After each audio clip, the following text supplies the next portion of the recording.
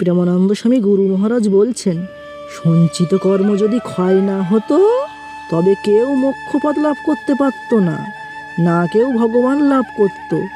ভাগ্যতে ভগবান লাভ হয় না, ভজন করলে ভগবান লাভ হয়। ভাগ্যতে যদি লেখা থাকে যে 25 বছর বয়সে সে ধনসম্পদ লাভ করবে, তবে সে ধনসম্পদ লাভ করতে পারবে তাড়াতাড়ি। কিন্তু ভাগ্যতে এমন লেখা কখনো থাকে না যে ভগবান লাভ হবে। কেবলমাত্র জপ তপ ভজনের মাধ্যমে ভগবানকে পাওয়া যায়, অর্থাৎ সঞ্চিত কর্ম ক্ষয় করা যায়। আর যদি ক্ষয় করা না যেত তবে ভগবান প্রাপ্তি হতো না। ভগবান প্রাপ্তি ভজনের মাধ্যমেই হয়। তখন সমস্ত সঞ্চিত কর্ম ছিন্ন বিচ্ছিন্ন হয়ে যায়, কর্মরত কাজও নিষ্ফল হয়ে যায়, সঞ্চিত কর্ম ভস্ম হয়ে যায়। তখন তার ভগবান প্রাপ্তি হয়। ভজনে এই সামর্থ্য